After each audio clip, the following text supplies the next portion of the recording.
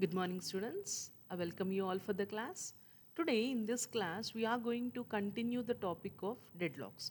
Fine. In the last class, we have seen regarding the introductory part of a deadlock, right? What do you mean by a deadlock, and what are the necessary conditions, for the system in order to have a deadlock? Fine. Let me brush up the things once again. Like, what do you mean by a deadlock in the sense? If the system got stuck, if the system is blocked without doing any of the action, we say that it is a deadlock. Fine. Suppose, if I say here, as I have said you yesterday, here the process P1 is there and the process P2 is there. So P1 is having the resource R1 and P2 is having the resource R2, and P1 is requesting for R2 and P2 is requesting for R1. So if P1 releases R1, then P2 can complete its task.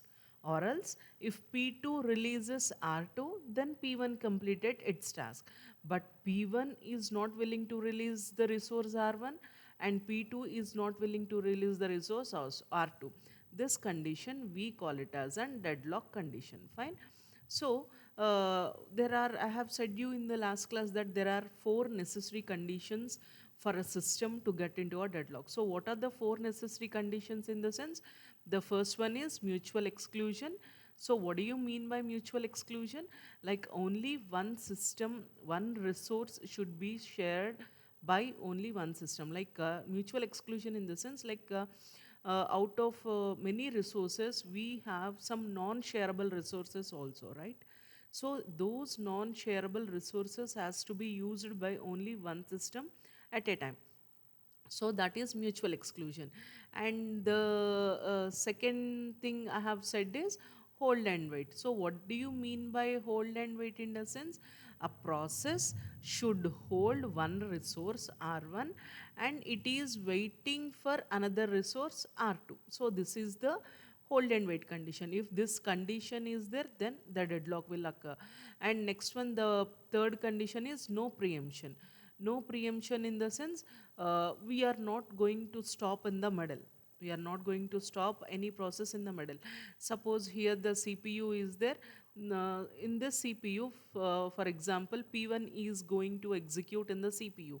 But this P1 is going to take much of the time. So we should not stop this P1 process in the middle, and we should not allocate this CPU to the P2 process. That is no preemption.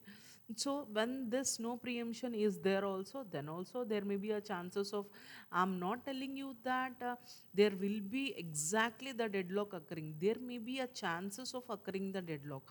All I'm telling is there may be a chances. We have to think in the positive way as well as in the negative way. In such things keeping in mind, like we have to think in such a way that what are the possible situations that a deadlock is going to occur.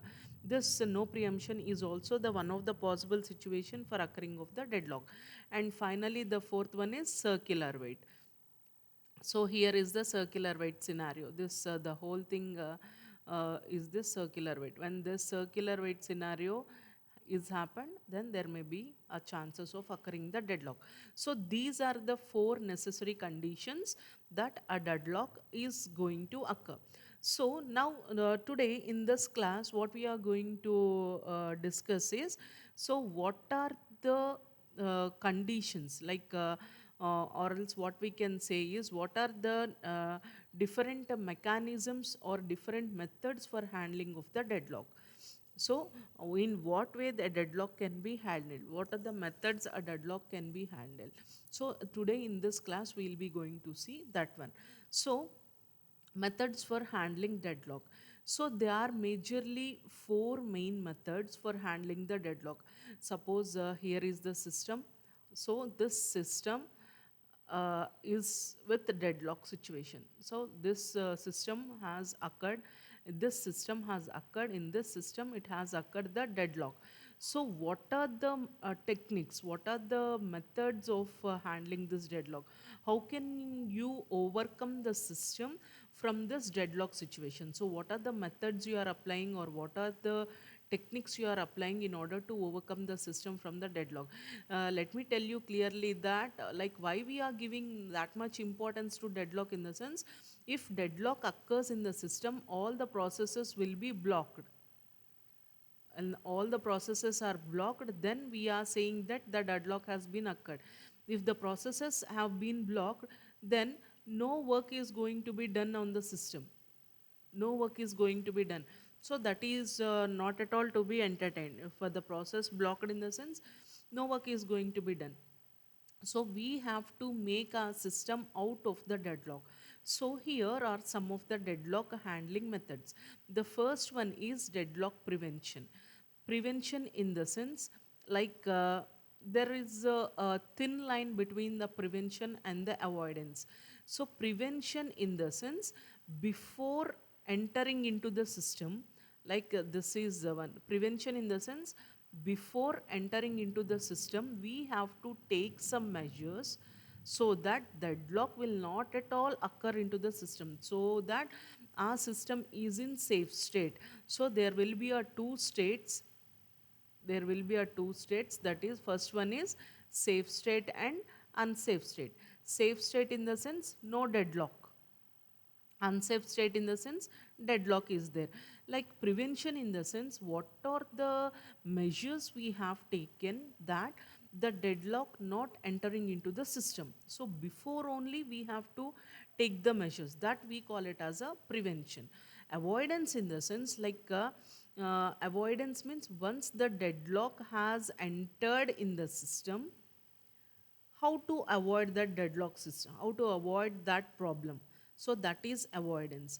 And detection and recovery in the sense, you have detected deadlock in your system and you are trying to recover the system from your deadlock. That is a avoidance, detection and recovery. Next, last one is deadlock ignorance. You have to ignore the deadlock, whether it may happen or not. You just feel that what you feel is deadlock will never occur in my system. So these are the different handling methods that can be used for the deadlock system. Fine. Suppose, for example, when you are going to talk regarding, like, let me take an example. Let me take an example, like you people are there. So I'll be going to compare these four situations, handling deadlock situations in your real life. Fine. So deadlock prevention in the sense, suppose, let me say that there are four category of students, four categories of students. Fine. The first category of students is deadlock prevention. Prevention, how I'm applying to that is, like this first category of students, they want to study in IIT. So what they will do is, they'll be going to start preparing from months together. Previously, from months together, they are starting preparation for IIT. Why? Because in order to achieve, in order to reach their goal, the goal is in order to get seat in IIT campus. So for getting seat in IIT campus, what they'll be going to do is, they'll be going to work hard from the starting itself. So from the start, if you are going to work, then whatever the goal you have been kept in your mind, that goal you will be going to achieve. So those are the first category of students, that is deadlock prevention. Prevention in the sense, they are not at all letting their result to get down. So in order not to get the result get down, what they are doing, they are working hard from the starting itself in order to get the seat in IIT campus. So these are the first cadre of students. And when it comes to the second cadre of students, fine. When it comes to the second cadre of students, so these are the deadlock avoidance. Fine. So deadlock avoidance in the sense, how the second cadre students will be is, they don't have any such big goals, like they have to get the seat in IIT campus or something. Just a cut-off marks, that is 35 marks. Thus the pass marks is enough for them. If they got pass marks, then they are avoiding what? They are avoiding failure. These are the second category of students. So avoidance in the sense avoiding failure. They don't want to fail, but they have to pass. If they have to pass means they need not, they don't want to get 80% or 90%. They are just like they got the pass mark, that is the 35% pass mark, then they are in safe state. So that is the avoidance, avoiding of failure. So these are the second cadre of students. And the third cadre of students will be there. So detection and recovery. These third cadre students are they are below the 35 marks. They are got below the 35 marks. Why? Because from the starting they don't pay any sort of attention. From the starting these people won't listen to the classes, let it, they'll enjoy like anything, and at the last they'll be below the deadline. So they'll be below the marks, that is the 35% marks. So what these people will do is, after they found the marks to be below 35, then they'll be thinking like how to get out of this 35 in the next supply. In the next supply they'll be going to recover it. So they don't want to get below 35, they have to get above 35. That is the third cadre of students. And finally the fourth cadre of students will be there. They'll be like ignoring, they'll be like ignoring whether let it pass or fail, I don't bother. If pass they'll be happy, if not pass, okay, let it attempt for the next time. So like that these four cadre people are going to be compared with this four handling situations of a deadlock. So the first cadre people will try hard from the starting. So from the starting they'll be going to listen to the videos, they'll be going to make running notes for the by watching the videos, so that they'll be going to achieve seat in IIT campus, so that there is no chance of failing that people. So the second cadre people will be avoidance. The what these people will do is, I don't want to listen all the videos, I don't want to read all the 5 units. What I'll do is, I'll be going to read 2 units only, just for to get pass. But I don't want to fail in the examinations, I want to pass, but I don't want to get like 80% and 90% of marks, I don't want to get.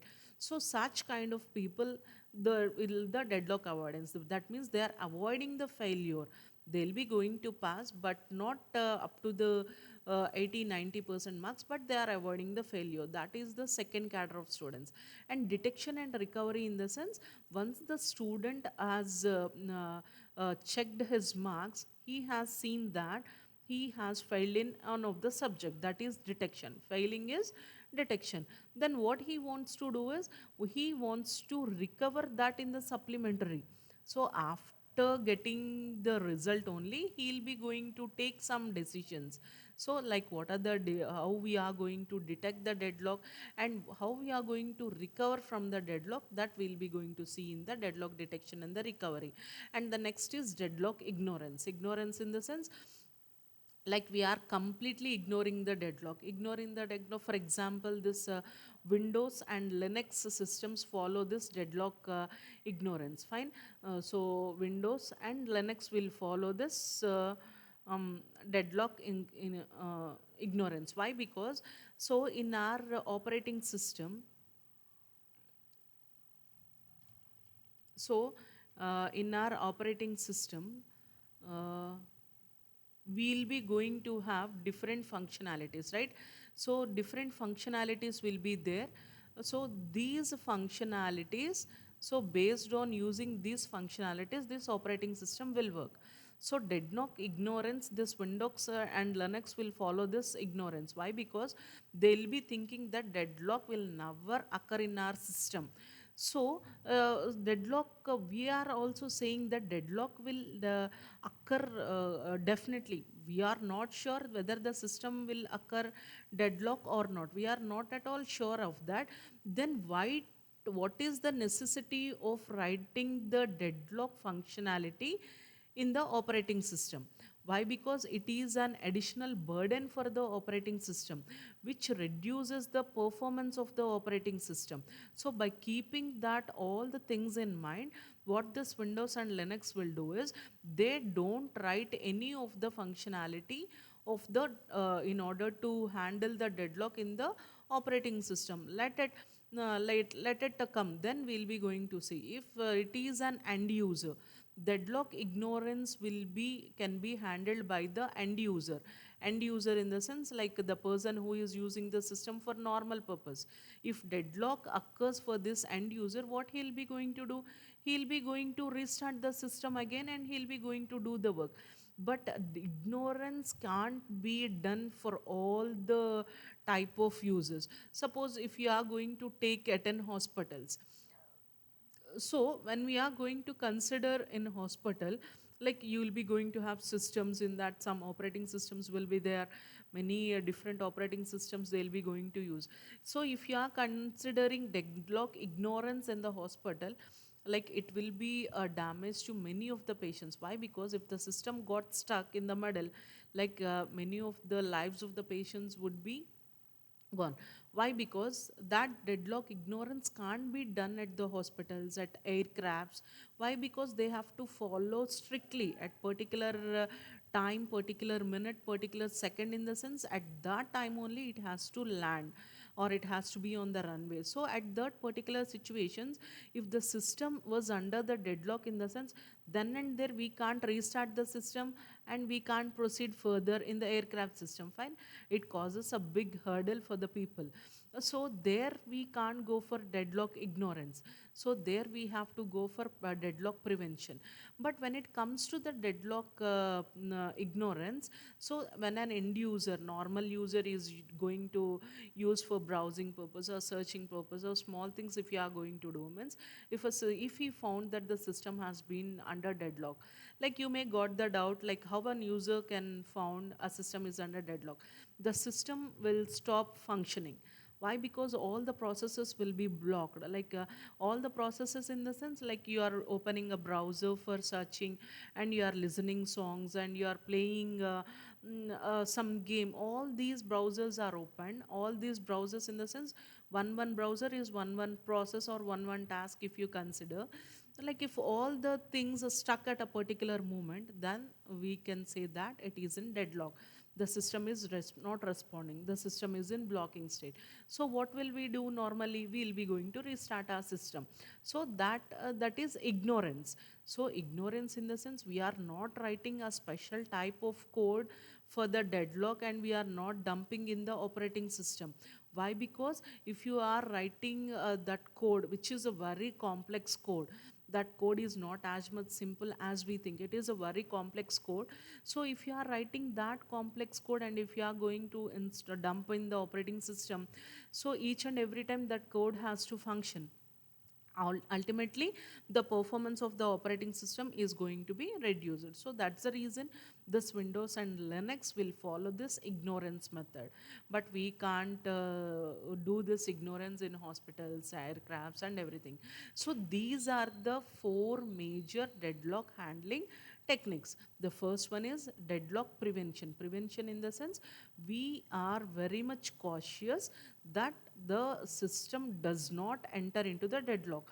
So for achieving that, what we have to do, we have to maintain from the starting a particular thing that the system should not undergo into the deadlock. That code we have to write and we have to install in the, we have to place in the operating system. So if we are going to do so, then a system will not get into the deadlock. Okay, deadlock avoidance. Avoidance in the sense, we are avoiding the failure of the system.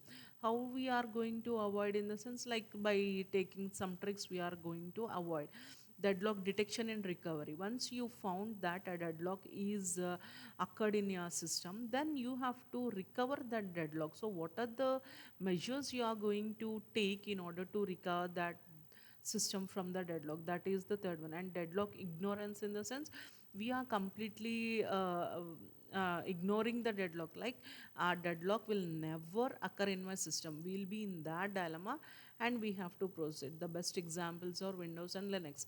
They are not keeping any complex code in the operating system. Why? Because they thought that once in a year the deadlock may occur. So in for that once in a year, should we trouble the operating system from now itself, dumping that complex code inside and reducing the performance of the system? No, the end user won't see that. Ultimately the speed should be high and the throughput should be high. That only the end user will see. If the speed is reducing, in the sense, nobody will opt the that one. So that's the reason in Windows and Linux we don't we'll be following this deadlock ignorance. So these are the four major deadlock handling techniques, and today we'll be going to discuss the first one, that is the deadlock prevention. So how we are going to prevent the deadlock? So deadlock prevention. So prevention, in the sense, what I have said you, deadlock happens before entering into the system only. We have to prevent. So prevention, in the sense, from the starting we have to take certain measures that deadlock should not and will not enter into the system.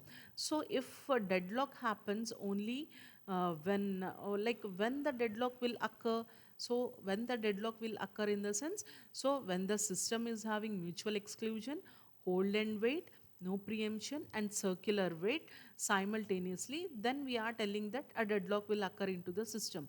So prevention, in the sense, we have to prevent the our system from the deadlock. Ultimately, what I mean to say is, we have to prevent our system from not getting these four conditions. Fine. Understand a bit, think a bit. So what I have said you is, when the four conditions are there, four necessary conditions are there. So what are the four necessary conditions? So here, mutual exclusion, hold and wait, no preemption, circular wait, and these are the four necessary conditions of a deadlock. If these four conditions are there, then the deadlock will happen. So deadlock, now we are going to talk regarding deadlock prevention. Prevention, in the sense, how I am preventing my system from deadlock, in the sense, like I have to make any one of the necessary condition not to occur. Either it may be no mutual exclusion, no like I have to say that no preemption that has to be done, or else no hold and wait, or no circular wait. If I make any one of the four to be not done, then my system is going to be in a safe situation. Understand clearly that a deadlock will occur into the system when these four things happen, that is mutual exclusion, hold and wait, no preemption, and circular wait. These four things are there, then the deadlock will occur. Now I want to prevent my system from the deadlock. What I have to do? I have to make false any one of the four, so that I can prevent my system from the deadlock. That means no mutual exclusion, recovery from mutual exclusion, recovery from hold and wait, recovery from no preemption, and recovery from circular wait.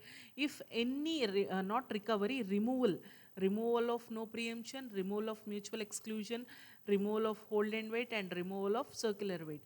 So if any one of the thing I have removed, then I can say that my system is under the safe situation. So that it is going to be written here. Deadlock happens only when mutual exclusion, hold and wait, no preemption, and circular wait holds simultaneously. Fine. So when mutual exclusion is there, hold and wait is there, no preemption is there, and the circular wait is there, then the deadlock will occur. If it is possible to violate any of the four conditions, I am not telling you to violate all the four conditions. If any one of the condition, if you are going to violate, in the sense, then we can say that our system, we can prevent our system from the deadlock. The idea behind the approach is very simple, that we have to fail any one of the four conditions. Maybe we can fail mutual exclusion, we can fail hold and wait, we can fail no preemption, and we can fail circular wait. Any one of the four conditions, if you are failing, means then we can say that the system is free from the, we can prevent the system from the deadlock. So deadlock can be detected by the resource scheduler, as it keeps track of all the resources that are allocated to different processes. So we'll be going to get resource allocation graph will be there. So by seeing that resource allocation graph also, we can prevent the deadlock. Why? Because what is the resource allocation graph? In the sense, in that graph, how many processes are there, which process is handled by which process, and which process needs which process. Everything is going to be clearly understandable by seeing that resource allocation graph. So by seeing that resource allocation graph also, we can prevent our system from the deadlocks. So these are the things that are going to be done when we are not going to be handle a deadlock in our situation. So in this class, we are going to discuss regarding this deadlock prevention. So what I have said you, deadlock preventing in the sense we have to violate any one of the four conditions, whether it may be a mutual exclusion, whether it may be a hold and wait, whether it may be a circular wait, or whether it may be a no preemption. So if you are violating any one of the four conditions, you can say that our system is free from the deadlock. And coming to the first one, so first one is removal of mutual exclusion. So I want to remove mutual exclusion. So what do you mean by mutual exclusion? In the sense, one of the resource, any one of the resource may be in non-shareable mode. So that is the mutual exclusion. So shared resources are, maybe files are the shared resources. When we are going to share the files, then we don't have any deadlock. Why? Because if you are going to take a file for reading purposes, any number of readers can come and read that file, but no modifications are going to be done on that file. So that we can say deadlock will not occur when it comes to the readable files but not the writing of the files. So that's why I have mentioned you here read only files. Read only files in the sense, those files are clearly meant for reading purpose only.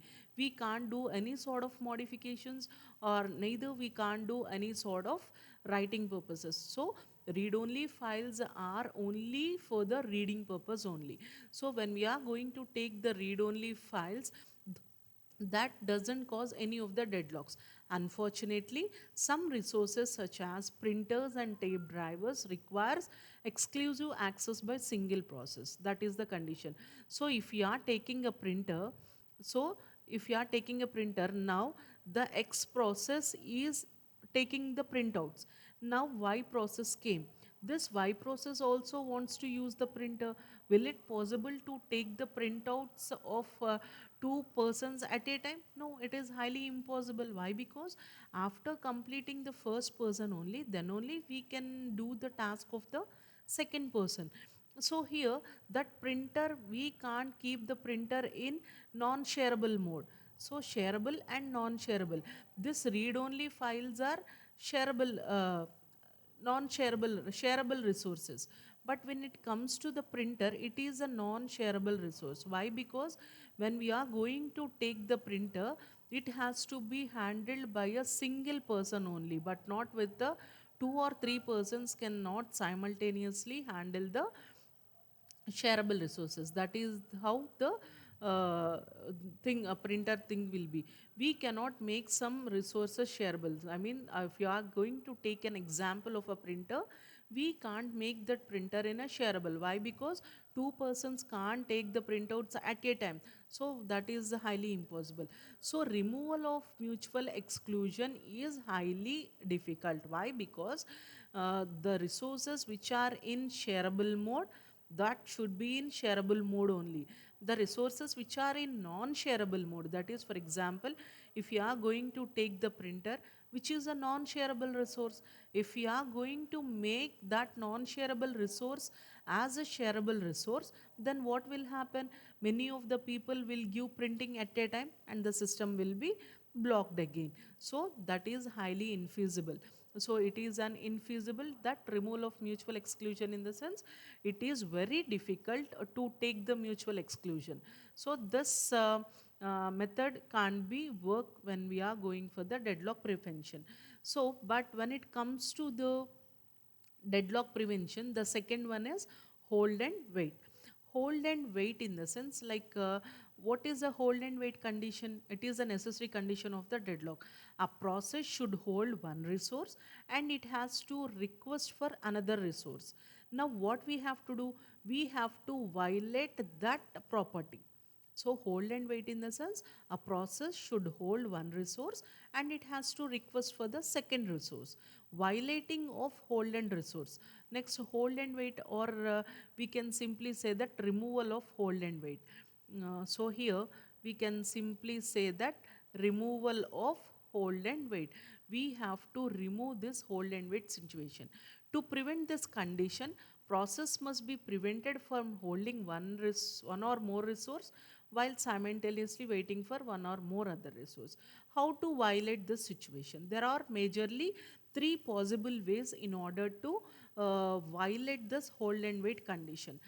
Here, what is the first process? First technique is like suppose here when I am telling you a process P1 is there.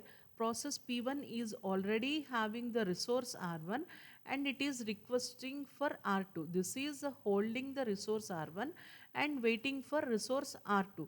This we have to violate. So how we are going to violate all the things in the sense, what is the first case? What is the first case in the sense, if process P1 wants R1 and R2, what are the processes, what are the resources that P1 needs? What we have to do is we have to acquire all the resources at the beginning and then we have to start execution. So this is the first possibility of violating the hold and wait resource. So myself, I am doing a work. In order to complete my work, I need a printer, fine, and a laptop. So I am preparing a Word file. So if I want to do that Word file in the sense, what I need a laptop for typing that Word file and I need a printer for printing that Word file, fine. These are the two resources which I need in order to make a document printout, fine. So what is the first case is acquire all the resources. What is the first case in the sense, I have to take the laptop with me and I have to take the printer with me. Then only I can do the printout. But there is a drawback with this first case. What is the drawback in the sense? Suppose if for preparing this Word file, I need 1 hour of time. Fine. By making use of this laptop, I am preparing this Word file. I need 1 hour of time in order to prepare that Word file. Till that 1 hour, I am blocking this printer with myself only. I'm not allowing any other people to use the printer. Why? Because I have to acquire all the resources with me before executing. So what I'm going to do before printing, what are the resources I need? I need a laptop and I need a printer in order to make that Word file. So for preparing that document, I need 1 hour of time. So that 1 hour of time, I'm keeping the printer in ideal state. So this is the drawback of this, require that all process request all the resources before execution starts. So this is also not possible because a process don't know in advance. This is the first drawback. What is this? Wasteful of system resources. What is a wasteful of system resources in the sense? Unnecessarily till 1 hour of time this printer is blocked with myself only. If I am not blocked that printer with me, later some people are going to take the printouts. But what I am going to do? I am going to take the printer for my side. I am keeping with me only. I am not allowing any person to use that printer. Then only I can do my task. That's the reason why I have acquired all the resources. So that is the wasteful of resources. The major drawback we find in that is wasteful of resources. And the second drawback is like I don't know whether I'm in need of a printer or not. I don't know whether maybe instead of printer I need a scanner. Along with that printer and scanner, I need some other resource. I don't know actually that one. So that is also one of the drawback when we are going to violate the hold and wait situation. So listen carefully, hold and wait in the sense a process should hold one resource. That means I am holding a laptop and I am requesting for printer. That is a hold and wait situation. Now what I have to do is, in order to not to get the system in a deadlock, I have to violate this property. So how I am violating this property? Before execution starts, I am taking the laptop, I am taking the printer with myself only, so that the system will not go into the deadlock. But what is the drawback we are facing with that? the system resources are wasteful. That means unnecessarily for 1 hour of time the printer is with me only, which is not at all entertained. So that is the drawback. And next, what is the second possibility is require that resources holding resources must release them before requesting a new resource. So what is the second drawback is here, what is the second possibility is here, this process P1 is there. So process P1 is having the resource R1. So it needs the resource R2. So what is the second possibility is you are having already R1. If we want to request R2, you have to release this R1, then only you have to request for R2. Then the deadlock will not occur. Why? Because if you are holding one resource and you are requesting for another resource, then the deadlock will come. So in order to violate that, what I am telling you or what I am giving you the second suggestion is you are having one resource, okay, well and good.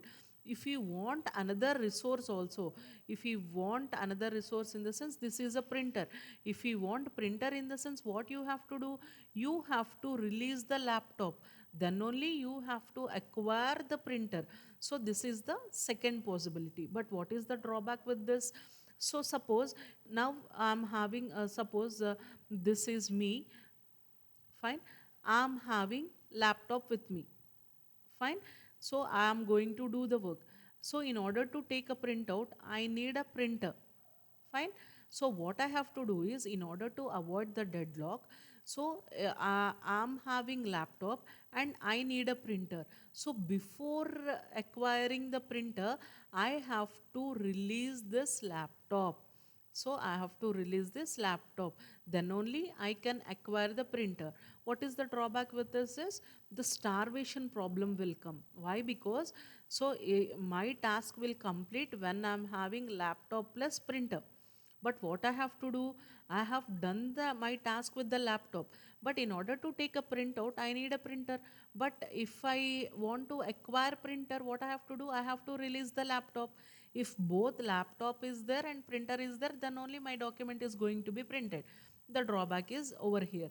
For example, if I have taken my document in a pen drive, if I have taken my document in a pen drive, so I am releasing this laptop. So pen drive is with me. So by keeping that pen drive, I can take the printouts. So this is also one of the possibility. So why we what how we are going to see all the things in the sense we are preventing the system not to enter into the deadlock. So how we are going to prevent in the sense by mutual exclusion, by removal of mutual exclusion, removal of hold and wait, removal of no preemption and removal of circular wait. If either one of the condition we have violated, then our system is in safe state. Mutual exclusion in the sense no way we cannot make the shareable non-shareable resources into a shareable resource, then it creates another hurdle. So we are going for the hold and wait. Hold and wait means the first condition is like you have to acquire all the resources before executing. Now what the drawback we are facing, unnecessarily the resources are wasting. Then and secondly I don't know how many resources I need. So that is the drawback we faced in first technique. And when it comes to the second technique, if I'm having one resource, if I want another resource, I have to release the first resource. But this is the drawback we need to face. So either of the methods described above lead to starvation. Why? Because keep on waiting. Now he got the printer, but again he need to get the laptop. When he'll be going to get that laptop, he has to keep on waiting till that laptop comes. So this method creates a problem of starvation. So starvation in the sense keep on waiting. So keep on waiting condition we call it as a starvation. So this is these two problems will leads to starvation. So then we will be going to follow the wait timeout. So wait timeout in the sense what we have to do. So here the process P1 is there. Process P1 is holding the resource R1 and it is waiting for the resource R2. So this is holding resource and this is a waiting resource R2. So this is the hold and wait. Now we have to violate this property by making use of wait timeout. So what I am doing is, this process P1 is holding the resource R1 and it has to acquire the resource R2. How much time it has to acquire? We will be going to keep a time limit, that is 5 milliseconds we will be going to see. Fine. We are not keep on starving, or we are not keep on waiting for this R2 resource. How much time we'll be going to see is, we'll be going to see for 5 minutes of time. If that 5 minutes of time this resource is not available, then we are not going to acquire this one. See here, if a process P1 holding any resource R1, P1 is holding resource R1 and waiting for another resource R2. This R2 resource is waiting. So, and what we are going to check is, if this R2 resource is handled by any of the process. R2 resource is handled by any of the process, we will be checking. If R2 is available, if this is available within the time limit, we will be going to do the work. If R2 is not available, then P1 has to release this R1 as well as this R2. So that is the wait timeout, so that we are violating the deadlock. Listen carefully. So P1 is having the resource R1 and is waiting for resource R2. Fine. So here we are making wait timeout. So how much time it will wait is 5 milliseconds it has to wait. It will wait for resource R2 for 5 milliseconds. When 5 milliseconds completed, what it is going to do is, it has to release R1 and R2. It has to release this R1 and it has to release this R2. So then this R1 can be utilized by any other process and this R2 can be utilized by any other process. And later on sometime again this P1 has to acquire R1 and P2 and R2. So this is how we are going to violate hold and wait, removal of hold and wait. We are violating that situation. We are not keeping one resource and we are not waiting for another resource. We are waiting for 5 minutes. In that 5 minutes, if the resource was not available, we are releasing the holding resource as well as we are releasing the resource that we are waiting. So by making use of this, we will be going to prevent the system from the deadlock. So this is the another method. And next one is the removal of no preemption. So no preemption in the sense, so first of all let me tell you what do you mean by no preemption. Fine. So no preemption in the sense, suppose this is the process P1. This process P1 is executing by the CPU now. So process P1 is executing by the CPU. So this process P1 will take 30 minutes of time. And here the process P2 is there and here the process P3 is there, which are waiting for the CPU time. But this P1 is presently working in the CPU. So no preemption in the sense, we should not forcibly remove this process P1 and we should not give it to the process P2. So that is process no preemption. Now we have to, what we have to do? We have to violate this no preemption. That means what we have to do is, if process P1 is executing in the CPU, suppose some system processes came. System processes means like these processes will have high priority. System processes will have high priority. Suppose this P3 is of a system process. Now P3 is waiting for the CPU. Now what we have to do is, we have to remove this P1 process which is presently running in the CPU, and we have to allocate the CPU to the P3 process. So that is the violating of no preemption. No preemption in the sense, we should not stop in the middle. Unless P1 voluntarily releases the CPU, till that time we should not terminate this P1. But what we have to do is removal of no preemption in the sense, we have to violate this property. So how we are going violating? If suppose P1 process with low priority process is working in the CPU, if system process is came, system process obviously will have highest priority. If system process P3 has came, in the sense we are preempting this process, that means terminating this process from the CPU, and we are allocating the P3 process to be currently executed by the CPU. Why? Because this P3 is a high priority process.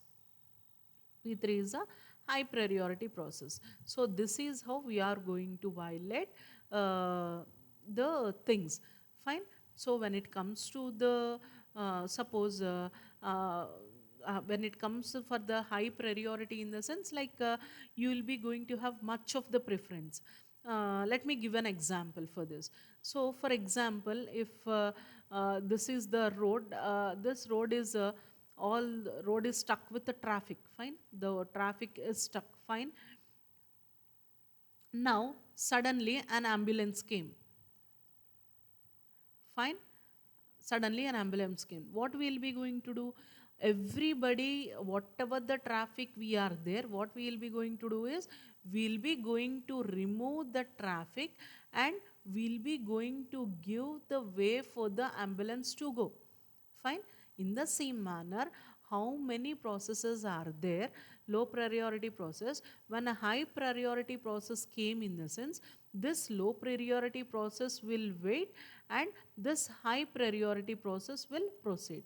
So this is the example I can give for no preemption. So by violating that no preemption, we can prevent our system from the deadlock. Fine.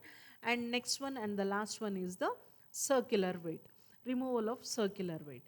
So circular wait, what I have said regarding that circular wait. So what do you mean by a circular wait? In the sense, suppose P1 process is there and P2 process is there. And when it comes to the resources, R1 resource is there and R2 resource is there. So P1 is having R1 resource and waiting for R2. P2 is having R2 resource and waiting for R1. So this is the circular wait. So this waiting we call it as a circular wait. Now what we have to do? We have to violate this circular wait. So violation of circular wait. So how to violate this circular wait? So when we are going to talk regarding this circular wait, so what we have to do is we have to violate the. So how we are going to violate the circular wait? In the sense like here we'll be going to assign integer values,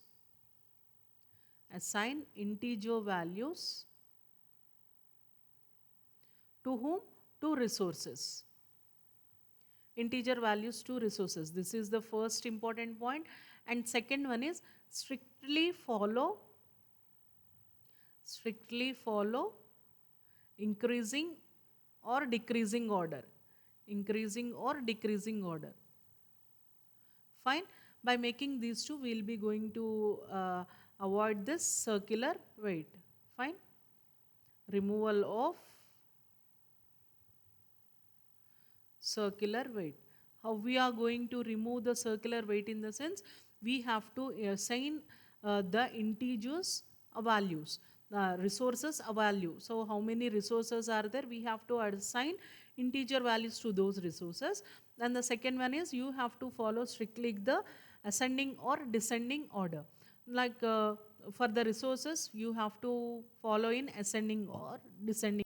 And for suppose if you see the example of this removal of circular wait, suppose what I have said you is assign the integer values to the resources.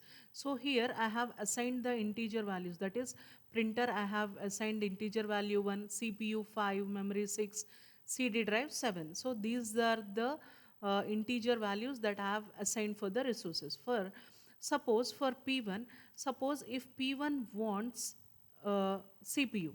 So P1 wants CPU, in the sense that means the number or that number we are going to allocate is 5. Fine.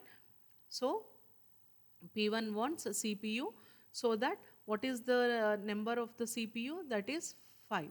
Okay, that 5 is will be given to the P1. Suppose if P1 wants printer, if P1 wants printer, what is the value assigned for the printer? That is 1. But here already P1 is having 5. But what I have said is strictly follow the increasing or decreasing order. That means P1 is having the 5, that means CPU. It has to opt for memory and CD drive, but not for the printer. Why? Because this printer will not be allocated to P1, will not be allocated to P1. Why? Because here the printer, what the value we have assigned, one value we have assigned, but P1 is already having one. This 5 is less than, sorry, 5 is less than 1. So 5 is less than 1, in the sense if you are going for the decreasing order, then the P1 is going to allocate 1. And for this is the first step. First step, P1 wants some CPU. CPU in the sense the number is 5, it has been allocated. Next one is P1 wants some printer. Printer, the number is 1. Why? Because the printer we have given the number 1. So this is also accepted. Why? Because 5 is less than 1. So we are following the decreasing order. So P1 will be allocated the printer also. And next, when we are going to have, P1 is asking for 6. P1 is asking for memory again. What is the value of memory here?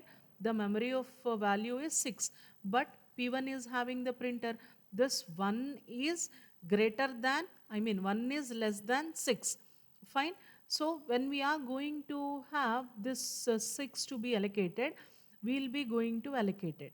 We will be going to allocate. Suppose if we are going to 1 is greater than 6, in the sense, then here for the 5 and 1 we have followed the decreasing order. When it comes to 1 and 6, we have to follow the increasing order. That's the reason this 6 will not be allocated to the printer. So that the circular weight we are not going to found. Circular weight in the sense, like this, the circle we have to find. So here P1, P2, P3 in the sense, so P1 is asking for P2, P2 asking for P3, and P3 again asking for P1. In order to break that circular weight, what we are going to do is, we are giving the integer values to the resources, and those resources integer values we have to follow in strictly in increasing order or strictly in the decreasing order. So if P1 wants CPU, then we will be going to give P1. Why? Because no other process is there. If P1 wants printer, we will be going that P1. Why? Because 5 is less than 1. 5 is greater than 1. So 5 is greater than 1, in the sense we are going to give this one. Again this P1 wants 6, in the sense, then again we will be going to check the consistency among the decreasing or the increasing order, so that we are going to violate this mm, this circular weight condition. One big challenge in this scheme is determine the relating ordering of the different resources. What are the ordering of the resources we are having?